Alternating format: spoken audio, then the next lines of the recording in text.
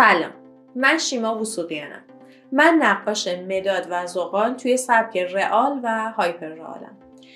این نقاشی که کنار من میبینین از سخت‌ترین و بزرگترین کارهاییه که تا به امروز کشیدمش و نتیجه 77 روز کار بیوقفه روی کار هستش که تونستم این نقاشی رو بکشم.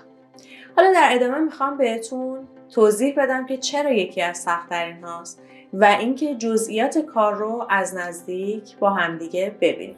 اولین دلیلی که میخوام بهتون توضیح بدم که چرا جزو سخت‌ترین هاست اینه که به خاطر اینکه ترک‌های صورت رو بتونم خیلی خوب نشون بدم و جزئیات کار رو بکشم، حتما باید دقت داشته باشم که هم ترک‌ها خیلی واقعی باشن و هم بتونم برجستگی‌های صورت رو توی هر یه تیکه از کاری که دارم میکشم نشون بدم. دومین چیز اینه که اندازه صورت و دست همونطور که میبینید از اندازه واقعی بزرگتره. پس اضافه کردن جزئیات خیلی مهمه. اما مهمتر از اون اینه که این جزئیاتی که به کار اضافه میکنیم نه خیلی زیاد باشه نه خیلی کم باشه و این اندازه بودنش خیلی مسئله مهمیه. مورد بعدی که میخوام باهاتون به اشتراک بذارم اینه که به خاطر اینکه پشت زمینه کار تیره هستش و یک نوری فقط روی صورت و دست افتاده، خب همه اینا باعث میشه که موهایی که میخوایم بکشیم و قسمت‌های تیره و بیرون‌های کار خیلی مهم هستن که جوری کشیده بشن که هم جنسیت مشخص باشه و هم از تیرگی بک‌گراند کم نشه.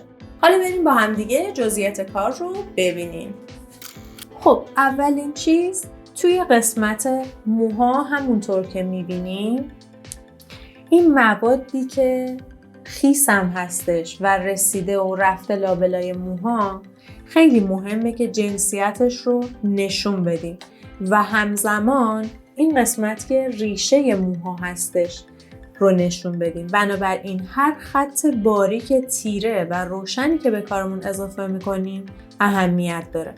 توی یه سری قسمت ها همینطور که میبینید اومدیم موها رو کاملا پیدا اینجا نشون دادیم و کشیدیم، ولی توی یه سری از موارد مثل این خطهای روشن و برجستگی هایی که توی قسمت های مختلف کار میبینیم اومدیم این کار رو با روشنایی و سفیدی نشون دادیم تا نشون بدیم یه موادی روی مو هست.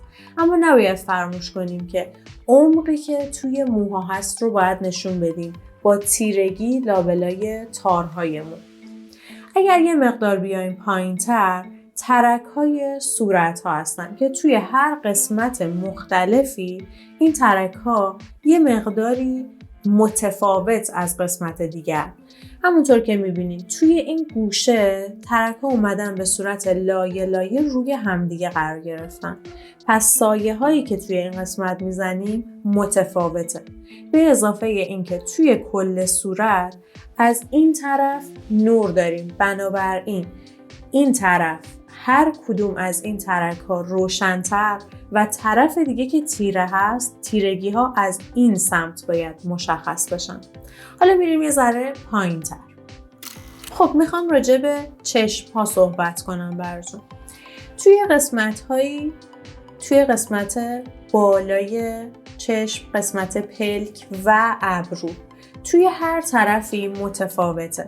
توی این قسمت که نور بیشتری خورده این ترک ها متفاوت ترن و کاملا روشنن. پس ما اینجا باید از خاکستری های خیلی خیلی روشن استفاده بکنیم برای اینکه بتونیم این جنسیت و برجستگی رو نشون بدیم. توی قسمت ابرو هم همونطور که میبینید مثل مو که براتون توضیح دادم خیلی اهمیت داره که این برجستگی های نازک کجا تیره و کجا روشن باشن که توی طرف دیگه ما میایم از تیرگی بیشتری استفاده میکنیم و جاهایی که نورها خیلی کمترن مثل این قسمت ها و یا اینجا که تقریبا پشت ابرو کاملا سیاه هستش عمق کار خیلی اهمیت داره. حالا اگه بیایم یه مقداری پایین تر و به این قسمت ها دقت بکنیم میبینیم که ترک ها توی قسمت های از صورت که فرو رفتگی بیشتری دارن خیلی ریزتر شدن، مثل این قسمت یا مثل این قسمت‌های اینجا که توی قسمت پلک خیلی برجستگی ها متفاوت هستن.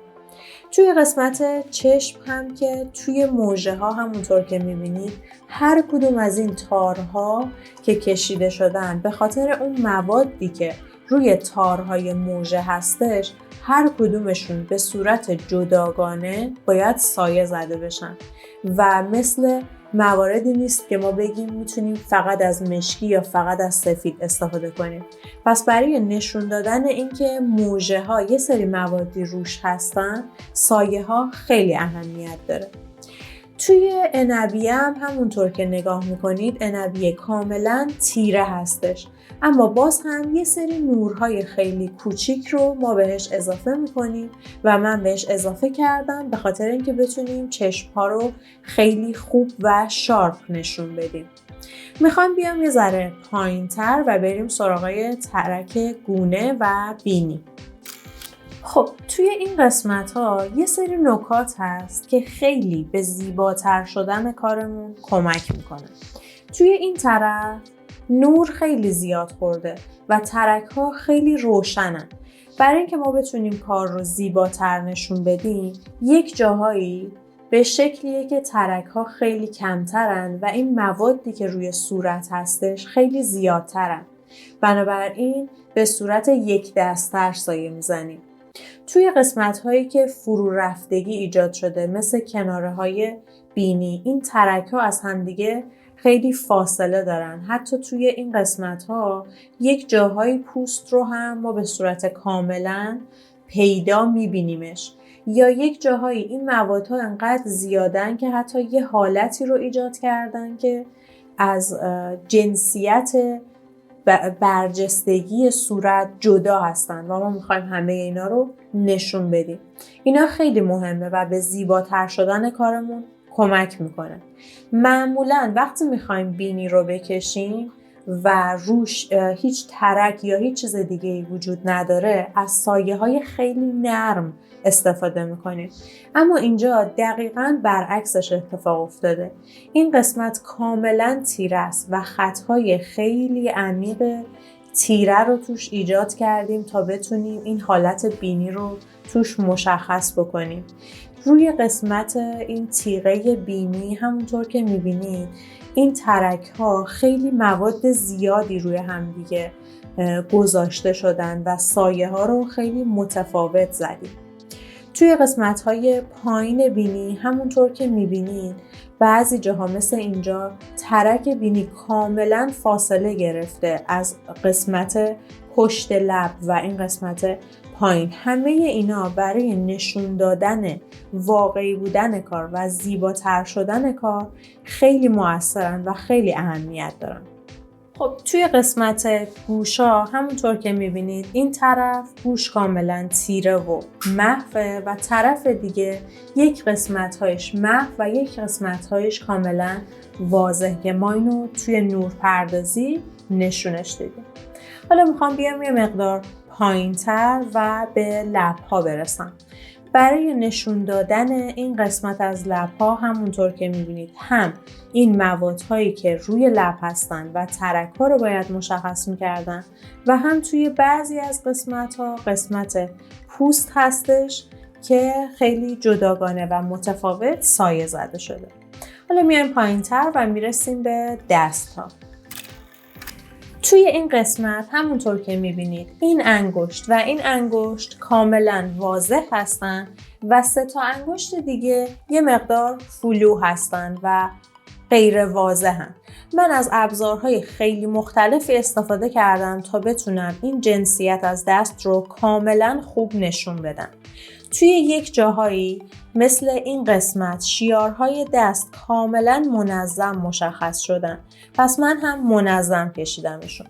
ولی همون جور که میبینید توی یک قسمت‌های دیگه مثل این قسمت‌ها و یا این قسمت از دست تمام بافت‌های پوست به صورت نامنظم قرار گرفتن.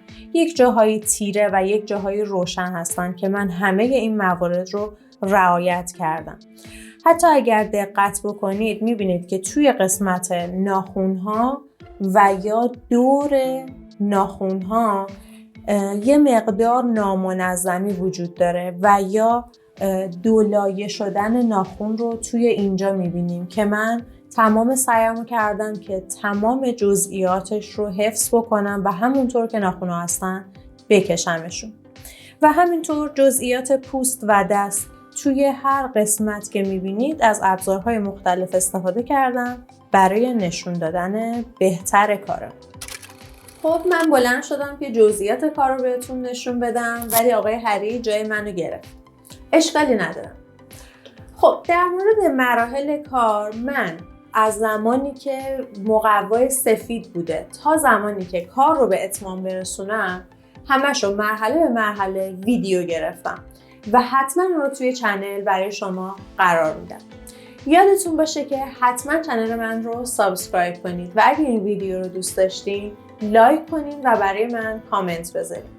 هر سوالی در مورد فروش و یا بازاریابی و یا نقاشی داشتین میتونید همین پایین برای من بنویسین، من حتما جوابتون رو میدم.